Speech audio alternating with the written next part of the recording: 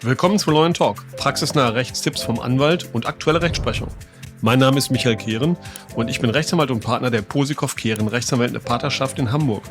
Ich heiße Sie herzlich willkommen zu unserer heutigen Episode zum Thema Die größten Irrtümer im Straßenverkehr Teil 1. Was Autofahrer wirklich wissen müssen. Neben mir sitzt mein Kollege Rechtsanwalt Igor Posikow.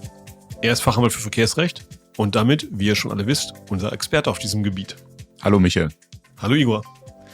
Auch in dieser Folge möchten wir uns zunächst dafür bedanken bei allen Zuhörern, dass wir inzwischen überwältigende Zahlen von 1000 bis 2000 Zuhörern monatlich haben. Vielen Dank für die Unterstützung und das Interesse an unserem Podcast. Wir freuen uns darüber sehr. Da die Zuhörergruppe größer wird, möchten wir dazu aufrufen, uns weitere Fragen in der Kommentarsektion bei YouTube zu stellen. Wir werden dann die besten, die meistgestellten und die interessantesten Fragen im Rahmen einer speziellen Q&A-Folge besprechen. Wir freuen uns auf den regen Austausch mit euch. Jetzt geht es weiter mit der Folge. Die größten Irrtümer im Straßenverkehr, Igor. Dann legen wir mal los. Du hast mir aufgeschrieben, der erste größte Irrtum, der von hinten Auffahrende hat immer Schuld. Wieso ist das ein Irrtum? Ja, danke Michael für die erste Frage. Es ist nicht ganz ein Irrtum, würde ich jetzt sagen, aber wenn es heißt, dass der Auffahrende immer Schuld hat, dann ist es wahrscheinlich nicht ganz korrekt formuliert. Also, es gilt, wie die Juristen sagen, der Anscheinsbeweis, dass der Auffahrende den Abstand zum Vordermann nicht ausreichend eingehalten hat und deswegen ihm hinten aufgefahren ist. Aber man kann diesen Anscheinsbeweis erschüttern. Typische Situationen wären zum Beispiel, das ist auch klar, wenn das Fahrzeug, was vor einem steht, zum Beispiel zurückrollt oder der Vordermann zurücksetzt, aber auch Situationen, bei denen der Vorausfahrende plötzlich und abrupt ohne Anlass bremst. Ja, das wären so die Situationen, bei denen es nicht mehr unbedingt gilt. Das muss man aber erstmal beweisen können, ist auch nicht so einfach, ist aber natürlich ein völlig anderes Thema. Wer mehr zum Verkehrsunfallgeschehen und zu den Folgen und wie man sich dazu verhalten hat, wissen möchte, kann auch gerne unsere Folge Nummer 6 anhören. Die heißt, meine ich, Verkehrsunfall, vermeide diese Fehler. Okay. Irrtum Nummer 2. Radfahrer dürfen immer die Fahrbahn benutzen. Ja, leidiges Thema unter Autofahrern.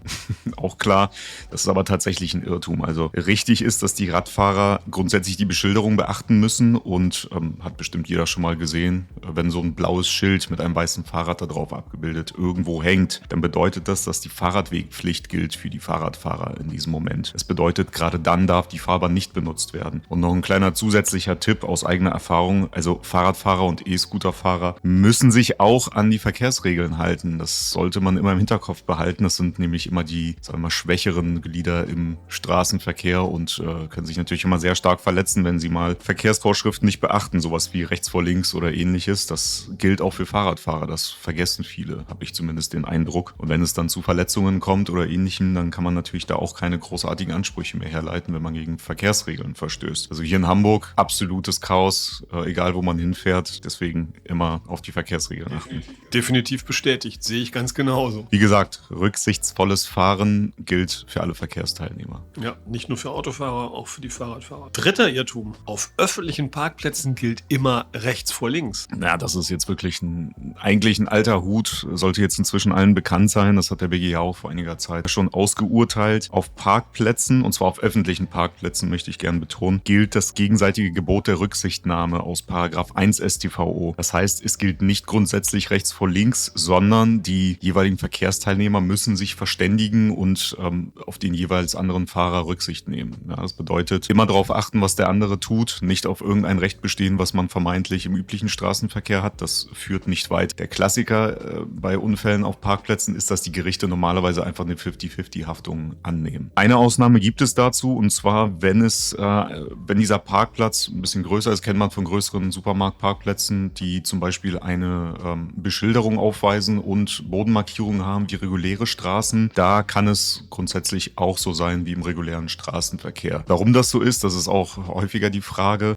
Der Sinn und Zweck eines Parkplatzes ist ein anderer als bis der regulären Fahrbahn. Und zwar bei den Fahrbahnen geht es darum, dass man schnell vorankommt, und deswegen gibt es auch eben diese speziellen Vorschriften, die beachtet werden müssen. Bei Parkplätzen ist es eben völlig anders. Da gilt es nicht, wer schneller zum Ziel kommt oder dass es ermöglicht wird, dem Fahrer schneller zum Ziel zu kommen, sondern da geht es darum, dass man eben sicher sich einen Parkplatz nehmen kann und auf einen Rücksicht genommen wird. Ich bin nicht sicher, ob du recht hast. Ich habe immer gedacht, auf dem Parkplatz geht es darum, wer schneller zum freien Parkplatz kommt. Also doch schneller zum Ziel. Also. Du verstehst, was ich meine, aber guter Einwurf.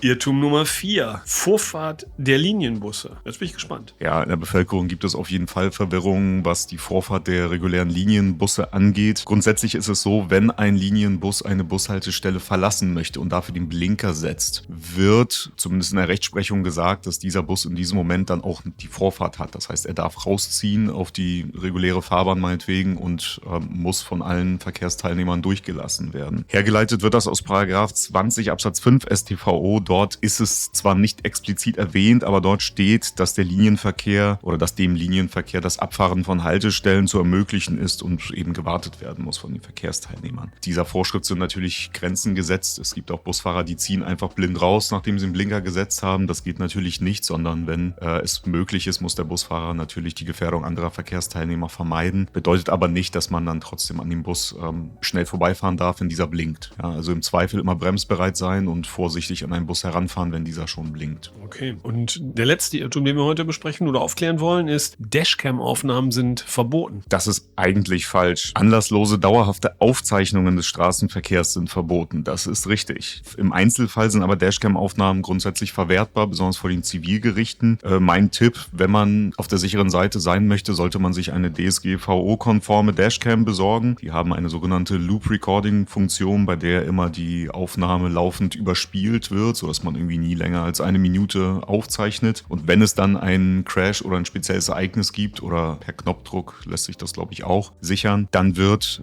die spezielle Aufnahme für die letzten 1,5 Minuten, 2 Minuten oder was dann gespeichert und festgebrannt auf der Speicherkarte. Sprich, die wird nicht mehr überschrieben. Solche Dashcam-Aufnahmen sind grundsätzlich zulässig und aus meiner Erfahrung im Zivilverfahren zumindest auch als Beweismittel tatsächlich erwünscht. Ja, also die Richter freuen sich tatsächlich sehr, wenn sie eine Möglichkeit haben, dann den Fall besser einschätzen zu können, wenn sie dann die realistischen Verkehrsvorgänge auf Kamera haben. Ja, kann ich mir vorstellen, klar. Ja, danke.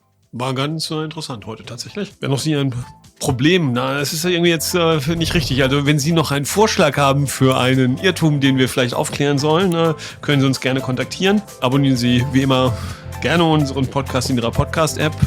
Wir freuen uns auch über weiter steigende Zuhörerzahlen. Bewerten Sie unseren Podcast bei iTunes, Spotify und wo auch immer. Welche Themen interessieren Sie noch? Schreiben Sie uns dazu gerne weiterhin E-Mails an kontakt@lawandtalk.de. Vielen Dank, dass Sie diese Folge angehört haben. Wir hören uns in der nächsten Folge. Bis gleich. Bis gleich.